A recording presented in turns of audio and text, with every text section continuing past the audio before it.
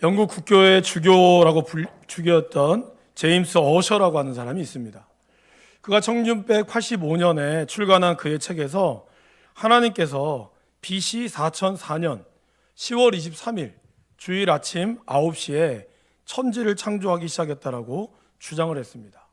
그래서 그는 이 날짜를 근거로 해서 아담과 하와가 그 같은 해인 4004년도 11월 10일 월요일에 에덴 동산에서 추방되었고, 노아의 방주는 BC 2348년 5월 5일인 수요일에 아라랏산에 정박했다라고 그는 주장하고 있습니다.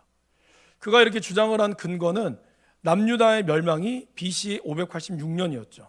그런데 이제 사실 약간 연대적으로 봤을 때 이 제임스 어셔는 BC 588년으로 잡아서 거슬러 올라가서 보니까 제임스 어셔는 4004년도에 하나님이 천지를 창조했을 것이다 라고 주장을 했습니다.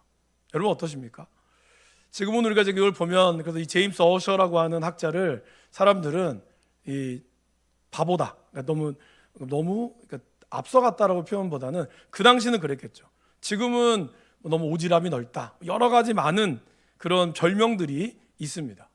그러나 사실 그 당시 이러한 어떤 추정만 하더라도 대단한 센세이션을 일으켰던 것은 사실입니다. 지금은 어떻습니까?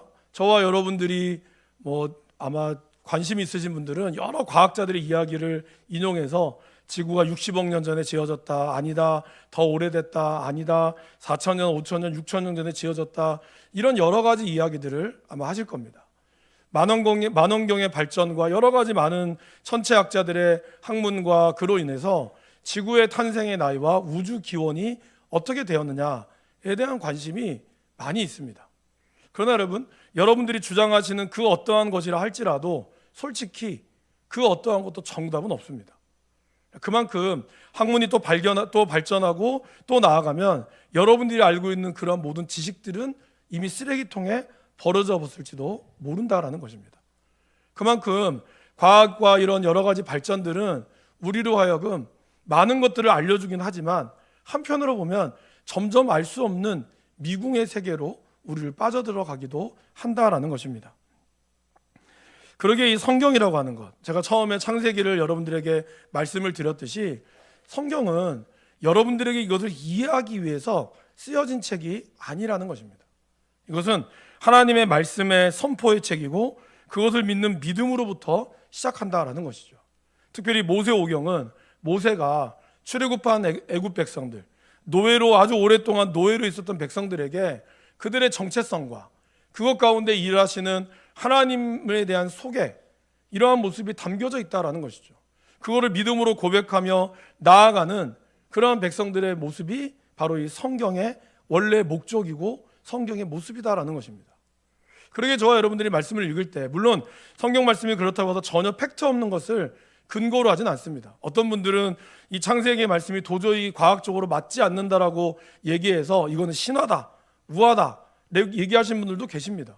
그러나 하나님은 그렇게 우리에게 들려주는 옛날 옛적의 동화처럼 저와 여러분에게 들려주는 말씀이 아니다라는 것이죠. 이 말씀은 하나님께서 말씀하신 것이고, 그래서 그 말씀을 우리가 믿는 믿음으로부터 출발해야 한다라는 것입니다. 특별히 이제 1장에서 11장까지는 이 세상이 어떻게 시작되었는가, 그리고 나는 누구인가, 우리 삶의 가치관을 결정하시는 이 절대적 진리에 대해서 말씀하고 있습니다.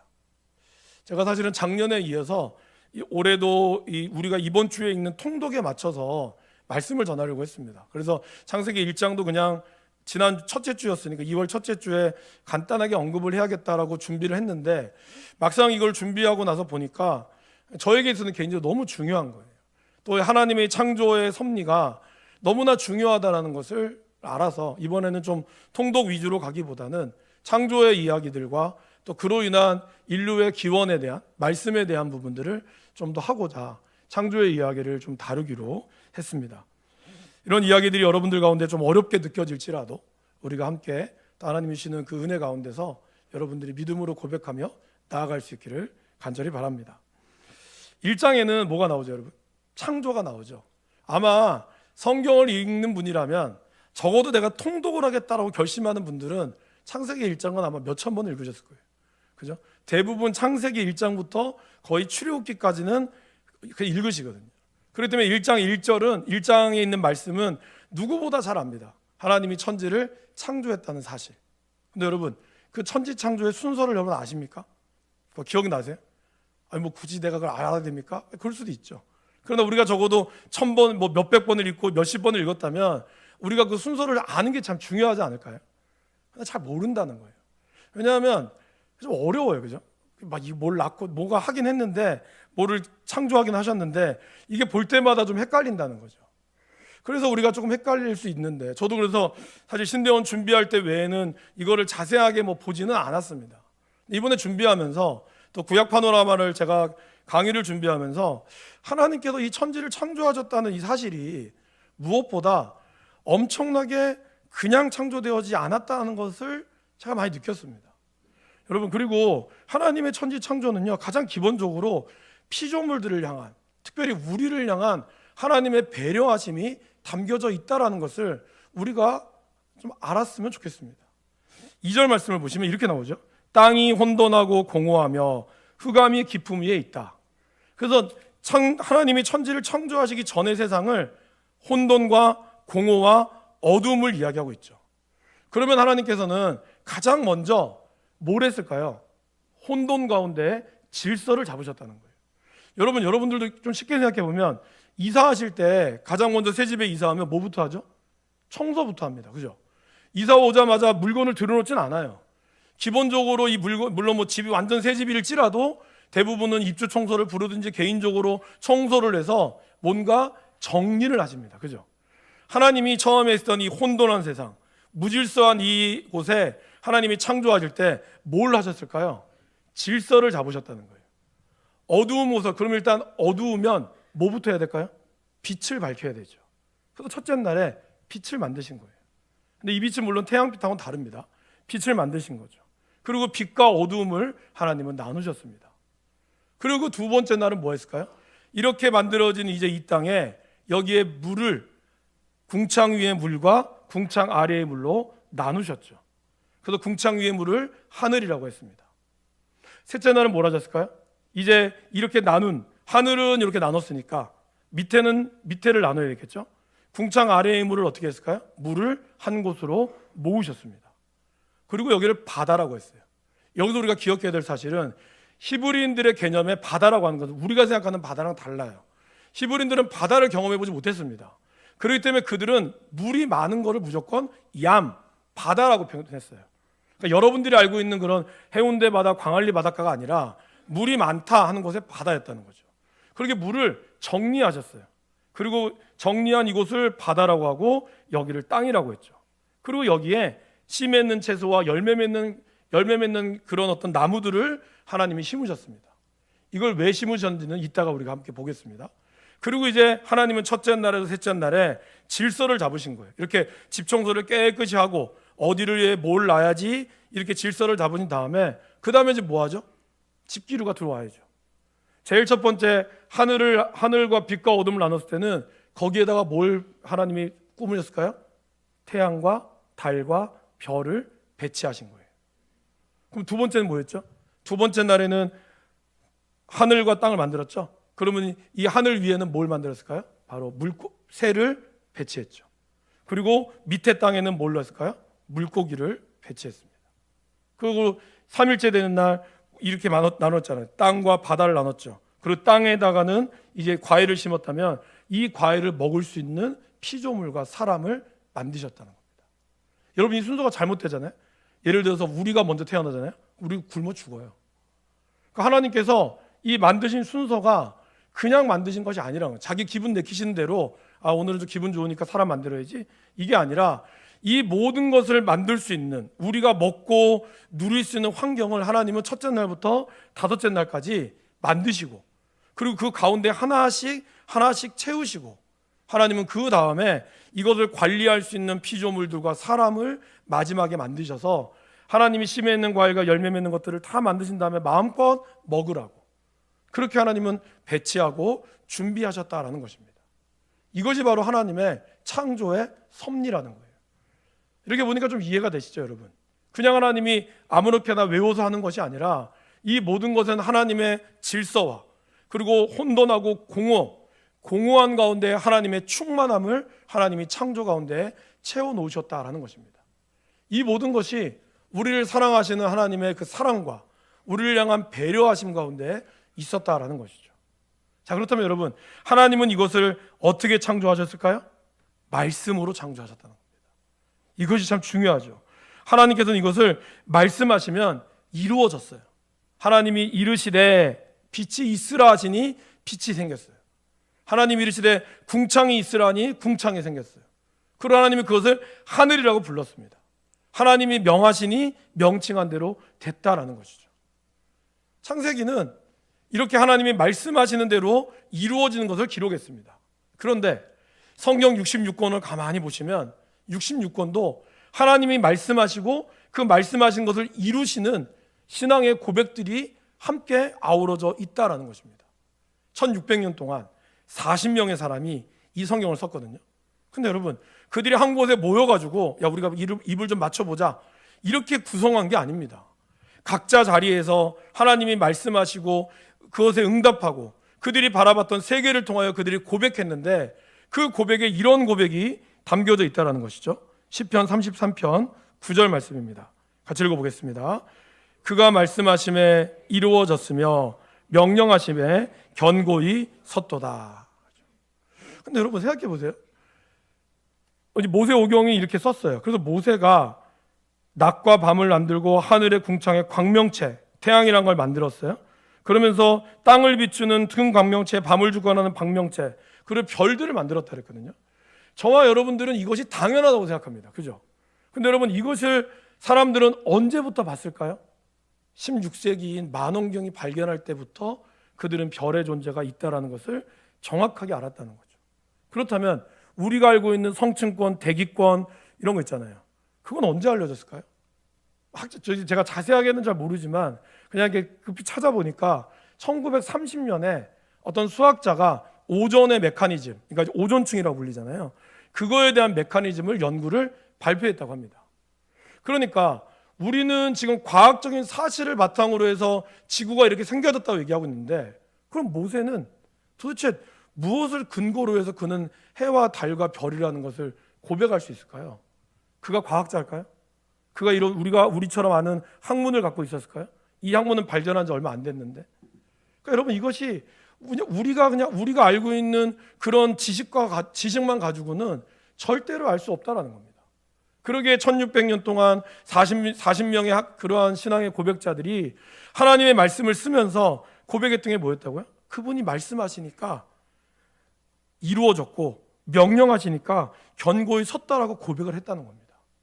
또한 2000년 전, 아니 좀 더 뒤로겠지만 사도 요한은 천지창조가 하나님의 말씀으로 이루어졌다는 사건이라는 것을, 그리고 그 말씀에 바로 예수님이 계셨다는 것을 그는 기록하고 있습니다. 바로 요한복음 1장 1절에서 3절이죠. 우리 같이 한번 읽어보실까요? 태초에 말씀이 계시니라. 이 말씀이 하나님과 함께 계셨으니 이 말씀은 곧 하나님이시니라. 그가 태초에 하나님과 함께 계셨고 만물이 그로 말미암아 지은 바 되었으니 지은 것이 하나도 그가 없이는 된 것이 없느니라. 우리가 예수님을 알고 그분의 말씀을 기억하고 알아갈 때 우리는 창조의 섭리를 이해할 수가 있게 된다는 겁니다. 특별히 말씀으로 창조하신 그 말씀. 여러분, 이게 조금 어려운 것 같지만요, 여러분을 생각해 보세요. 우리는, 제가 항상 그런 얘기 되겠죠. 우리에게는 뭐가 있다고요? 말의 권세가 있다고. 그래서 여러분 자식한테 속상하다고, 야, 이 바보 자식아 이러면 어떻게 된다고요? 얘가 바보가 되는 기적이 일어난다고. 여러분들이 말하는 대로 우리는 그 말대로 되는 것을 우리는 봅니다. 그래서 아주 좀 몇 년 전에 MBC에서 2가지의 실험 다큐를 했어요. 아마 하나는 보셨을 거예요. 이 갓 지은 밥에다가 2가지 밥에다가 하나는 사랑해 축복해라는 말을 계속하고 한쪽에는 막 저주의 말을 퍼부었잖아요. 한 달 동안 그것을 계속해서 해서 나온 결과가 어떻게 됐습니까? 축복의 말을 하는 밥에는 물론 썩긴 썩었죠. 곰팡이는 쓸었으나 여기에는 누룽지와 같은 그런 구수한 냄새가 났다고 그랬어요. 여기는 보기에도 너무 흉하고 냄새도 너무 좋지 않은 그러한 밥이 나왔어요. 유튜브에 한번 검색해 보시면 됩니다. 말의 힘 치면 이게 나와요. 그만큼 여러분, 우리의 말이 도대체 뭔데 이 한낱 밥 따위가 이렇게 변화가 될까요?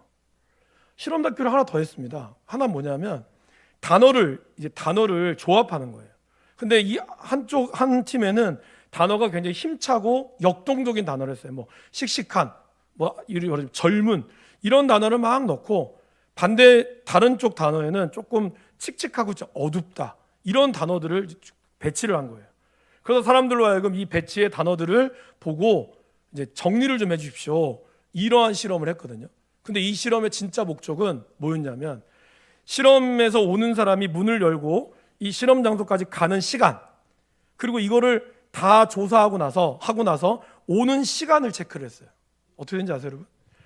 이렇게 해서 가서 뭔가 씩씩하고 젊음의 이미지, 활동적인 이미지를 자리를 이렇게 글자를 배치한 사람은 오는 걸음이 빨랐어요. 경쾌했어요.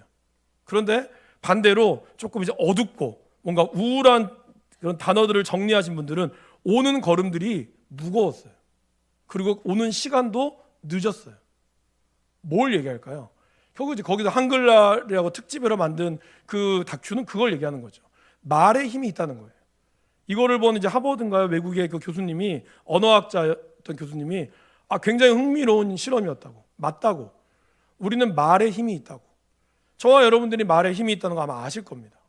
우리가 왜 축복의 말을 해야 되는지, 왜 저주의 말을 해야 되는지. 아무것도 아닌데 사람들은 말에 의해 가스라이팅이라는 걸 당한다고 하잖아요. 그죠? 들어보면 진짜 완전히 사기 같은 건데 그 말에 넘어가서 자기 자신을 학대하거나, 이런 말의 힘이 우리 가운데 분명히 있다라는 거예요. 왜 그럴까요? 우리는 하나님의 형상을 따라 지음받았기 때문에. 그리고 그 형상을 따라 지음받은 하나님이 말씀으로 창조하셨기 때문이라는 거예요. 그래서 우리는 그 말의 힘을 가지고 나아가야 되는데, 우리의 죄악은 말을 부정적으로 쓴다는 거죠. 다른 사람을 저주하고 험담하는 데 쓰다 보니까 우리 말에 있어서 자꾸 진정한 능력이 사라지게 되는 거죠.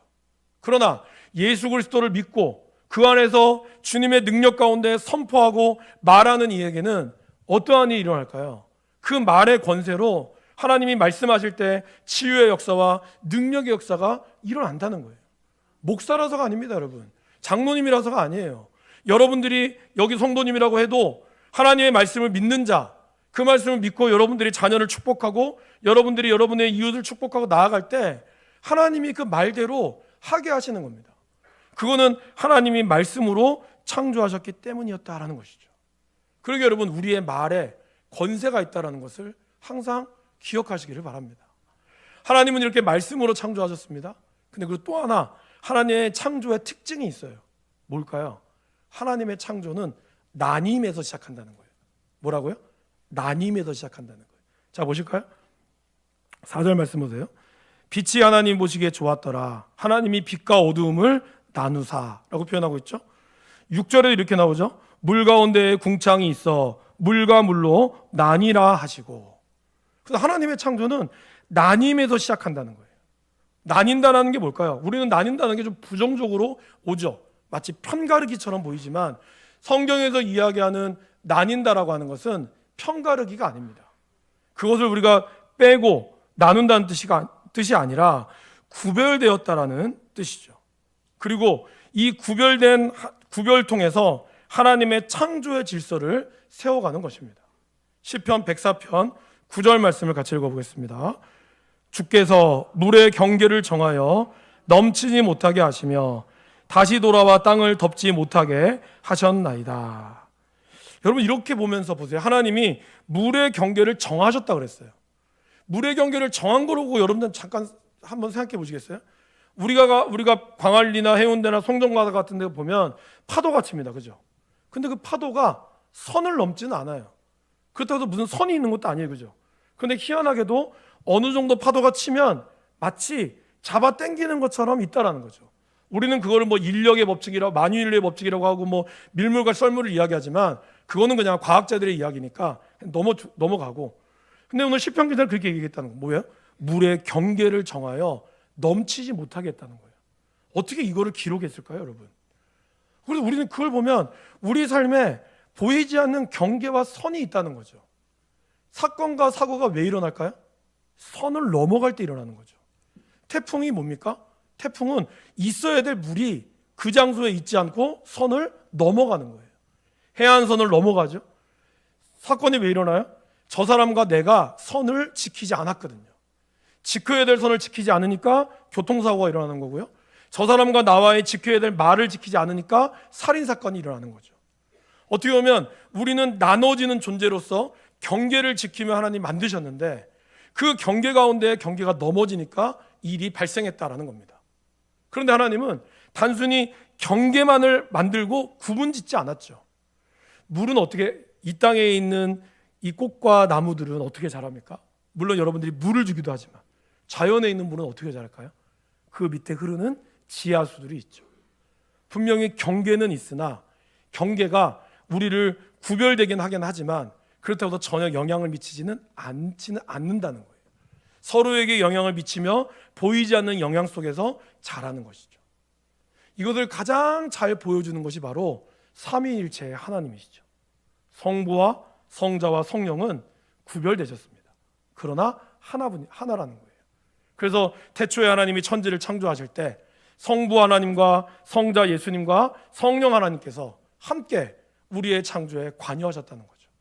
여러분의 구원 사역에 예수님이 십자가에 못 박으시고 그 못 박으신 아들을 하나님 받으시고 성령 하나님께서 못 박히신 십자가 대신으로 보혜사 성령으로 저와 여러분들 가운데 역사하셨다는 거죠. 그래서 마치 구별되어서 따로 노는 것 같으나 연합이 되어지는 것, 나뉘어졌으나 연합되는 것이 바로 하나님의 창조의 섭리다라는 것입니다. 가깝게는 저와 여러분들을 보세요. 다 다릅니다. 성격도 다르고 성품도 달라요. 기질도 다릅니다. 근데 우리가 어떻게 이렇게 모일 수 있을까요? 과연 우리가 교회라는 이름이 아니면 나랑 성격도 다르고 이것도 다른 분들이 모일 수 있을까요? 모일 수 없다라는 것입니다. 그리스도 안에서 우리는 예배와 양육과 그리고 봉사와 교제와 선교를 통해서 하나됨을 경험하는 거죠. 그것이 바로 하나님이 우리에게 주셔는, 우리를 나누셨지만 그러나 성령 안에서 하나가 되는 축복이라는 것을 보여준다라는 것입니다. 이 땅은 어떻습니까? 이 땅은 어떻게 하든지 하나가 되려고 하죠. 그죠? 바벨탑을 왜 쌓았죠? 하나가 되려고.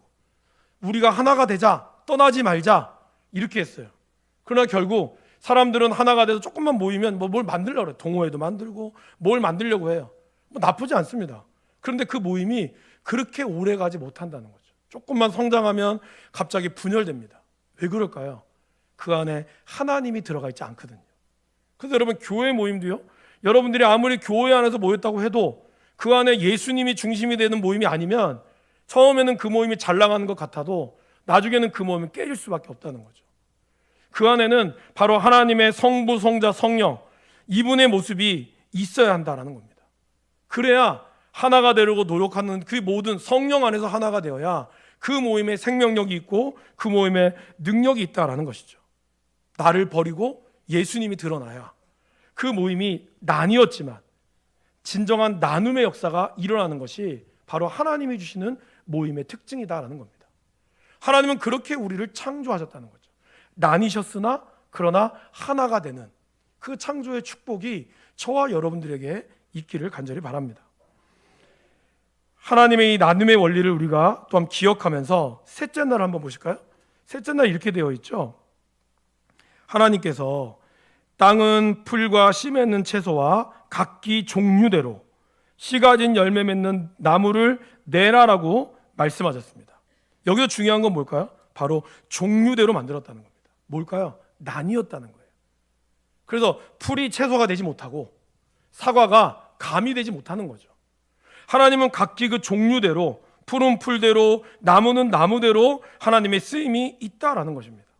그런데 나뉘었다라는 또 다른 뜻은 바로 하나님이 고유하게 창조하셨다라는 것입니다. 여러분 각자 한 분 한 분을 어떻게 해요? 한 땀 한 땀 정성 들여서 만들었다는 거예요. OEM 방식으로 찍어내지 않았다는 거죠. 다 각자가 달라요. 비슷하게 생길 수는 있으나 같지는 않다는 거죠. 이것이 왜 중요할까요, 여러분? 진화론자들이 이렇게 얘기하죠. 원숭이가 종이 되어서 사람이 되었다고. 그 말은 뭘까요? 종은 진화한다는 거예요. 그러나 여러분, 하나님은 뭐라고 그랬어요? 종류대로 만들었다고 했습니다. 이 말은 뭘까요? 각기 종류대로, 각기 그것이 가지고 있는 그러한 고유한 특징대로 만들어 간다는 것이죠. 인간은 계속해서 유전자 조작을 통해서 하나님의 종류대로 지으신 경계들을 허물려고 하죠. 그래서 남자가 남자끼리 결혼을 하고 여자가 여자끼리 결혼을 해서 마치 그것이 창조의 섭리인 것처럼 그것으로 하나님의 창조의 섭리를 무너뜨리고 있는 거죠. 여러 가지 종들을 섞어서 그것으로 인해 더 큰 이득을 내려고 한다는 겁니다. 아마존이 나무가 왜 없어졌을까요, 여러분? 사람들이 햄버거 많이 먹이려고. 콩을 심어서 인위적으로 콩을 조작해서 사람들에게 더 많은 음식을 제공하는 목적이긴 하나, 여러분 아시잖아요. 미국이라고 하는 나라, 우리나라에도 사실은 엄청난 음식물 쓰레기가 남아도는데 아프리카는 그 음식물 쓰레기조차 먹지 못하는 아이러니한 일이 발생하고 있다는 겁니다. 사람들은 인류의 발전을 위해서 종을 개량한다고 하지만 그러나 사실 종의 개량의 이면에는 더 큰 이득을 보고자 하는 인간의 탐욕이 숨어져 있다는 것이죠. 우리가 이것을 기억할 필요가 있다는 겁니다. 이거는 창조의 섭리 가운데 하나님께서 우리를 종류대로 지었다는 것을 기억해야 한다는 것입니다. 만약에 하나님께서 새로운 생물이 필요했다면 하나님이 만드셨을 겁니다. 우리는 사실 어떤 생물이 왜 필요한지를 잘 알지 못하죠. 모기는 왜 있을까요? 그죠? 우린 몰라요. 바퀴벌레는 왜 존재할까요? 사실 잘 모릅니다. 물론 과학자들마다 그런 그 곤충을 연구하신 분들은 아시겠지만 그러나 분명히 하나님이 그 쓰임에 맞게 지었다는 거죠. 그래서 우리가 할 일은 모기가 있으면 에프킬라를 뿌리면 되는 것이고 바퀴가 있으면 잡으면 되는 거예요. 그런 창조의 목적이 있다는 거죠. 여러분 왜 태어났습니까? 여러분들은 왜 이 세상에 존재하실까요? 뭔가 이름이 나고 TV에 내 이름이 나와야 나의 존재 목적이 드러나는 것일까요? 사실 우리는 알 수 없습니다. 그러나 분명한 것은 여러분들의 존재는 하나님이 분명히 여러분들 귀하게 만드셨다는 사실이라는 거예요. 여러분들이 이 땅에서 뭐 좀 돈이 없고 여러 가지 힘든 삶을 살았을지라도 그것 때문에 여러분의 인생의 가치가 폄하돼서는 안 된다는 거예요. 여러분의 가치는 너무나 중요하고 너무나 소중하다는 거죠. 왜요? 하나님이 여러분들을 그렇게 만드셨기 때문에. 그것만으로도 우리는 충분히 이 땅 가운데 존귀하고 보존되어야 될 가치가 있다는 겁니다. 그러기에 하나님의 창조를 믿고 그분의 은혜를 믿는 사람은 함부로 사람들을 대하지 않죠. 함부로 우리의 이 자연을 훼손하지 않는다는 겁니다. 왜냐하면 하나님이 지으신 목적을 알기 때문이라는 것입니다. 하나님은 이렇게 만드시고 뭐라고 얘기했죠? 보시기에 좋았더라. 손댈 이유가 없었다는 뜻입니다. 온전하기 때문이라는 것이죠. 인간은 자기 보기에 좋은 것을 따라갑니다. 아파트 시컨 짓고 나서 거기에 공원을 좀 만들어요. 물론 필요하죠.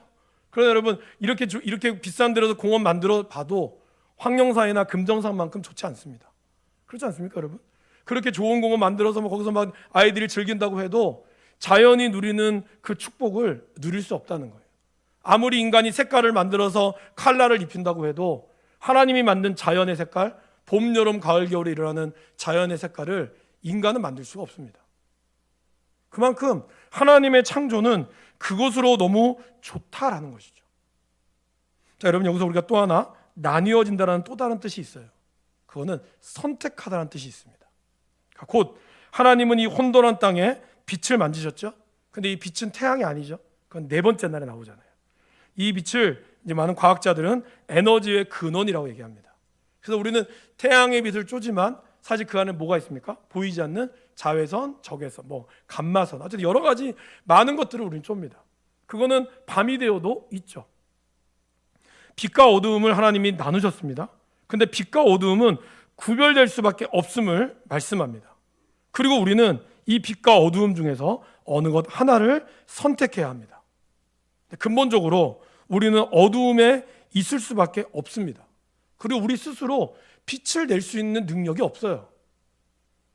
빛 대신 예수 그리스도를 믿고 나아갈 때만이 그 빛이 우리 가운데 비춰지게 되는 것이죠.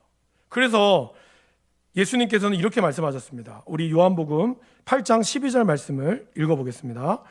예수께서 또 말씀하여 이르시되 나는 세상의 빛이니 나를 따르는 자는 어두움에 다니지 아니하고 생명의 빛을 얻으리라. 그러니까 하나님은 생명의 빛은 어두움과 다르다는 거예요. 그럼 이걸 뭘 의미한다고요? 선택해야 한다는 거예요. 내가 빛에 거할 거냐 어두움에 거할 거냐. 그러기에 성경은 우리로 하여금 선택을 말씀하는 책입니다. 어느 길로 갈 것인지. 저와 여러분들이 빛도 아니고 어두움도 아닌 애매한 상태에 있어는 더욱더 안 된다는 거죠.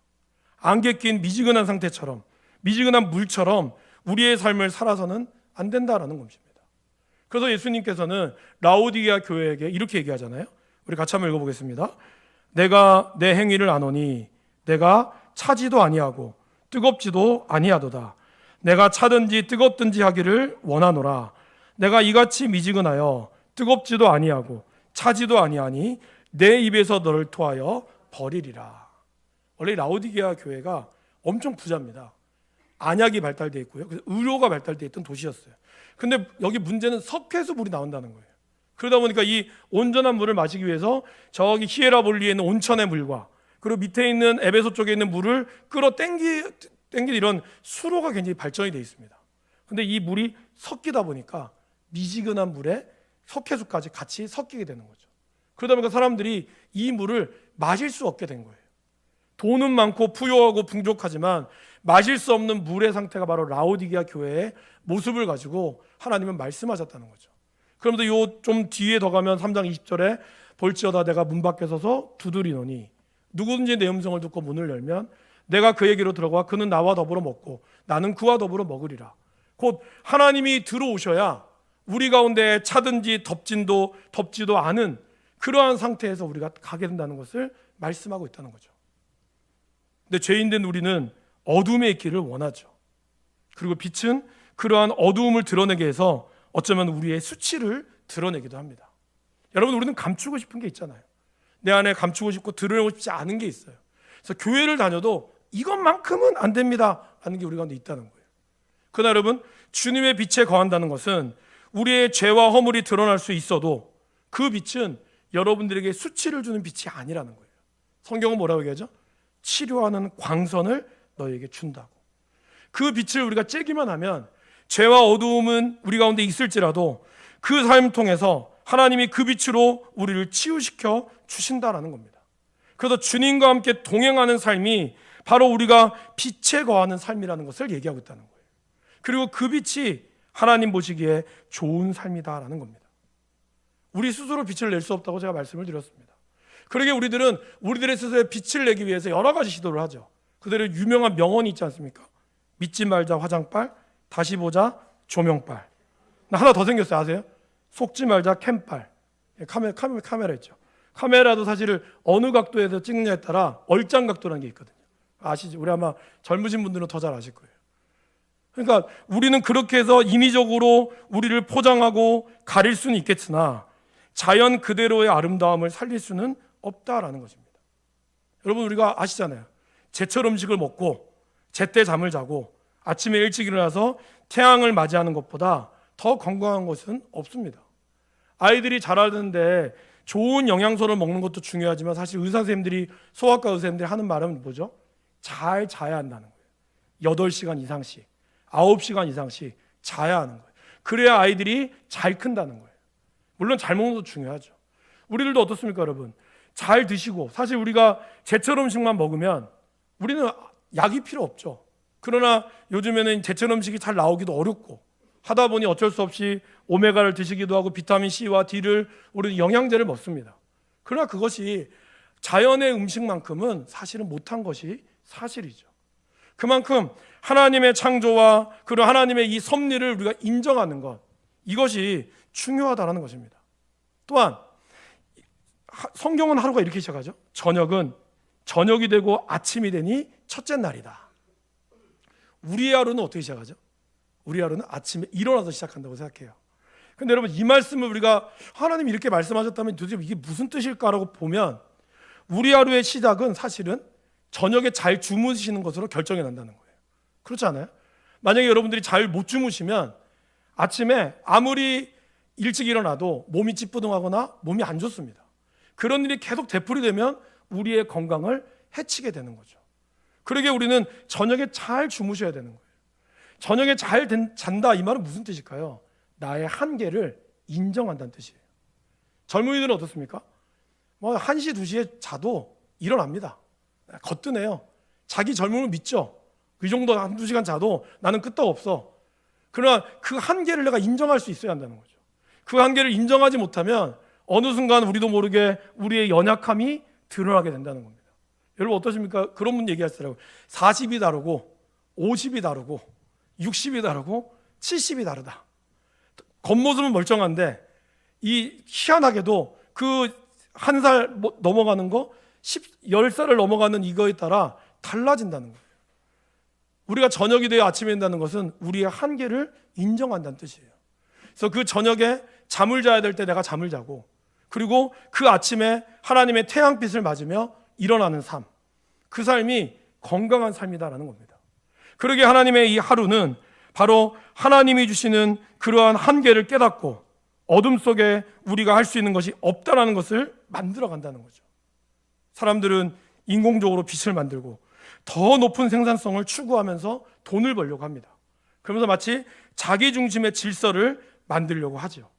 하지만 우리가 창조를 믿고 그 질서에 순종한다는 것은 자신의 한계를 알고 하나님의 능력에 의지한다는 것을 의미한다라는 것입니다. 그러기에 여러분, 창조가 하나님의 말씀으로 이루어졌음을 먼저 기억하십시오. 그리고 하나님의 말씀과 빛 대신 예수님의 말씀을 믿고 순종하며 선포할 때 여러분 삶에 어떤 어려움이 있어도 그 어두움이 물러가게 될 것입니다. 주님이 주시는 빛 가운데 구별될 삶을 사십시오. 미지근하게 신앙생활 하지 말라는 거예요. 하나님께서 맡겨주신 삶에 온전히 순종하며 최선을 다하며 나의 삶을 살 때, 그러나 내가 할 수 없는 것, 할 수 없는 것에 대해서는 온전히 맡기고 그거는 그냥 쉬세요. 하나님께서 여러분을 통하여 일하시고 놀라운 일들을 이루게 될 겁니다. 그 은혜가 이번 한 주간 여러분의 삶에 있기를 간절히 축원합니다.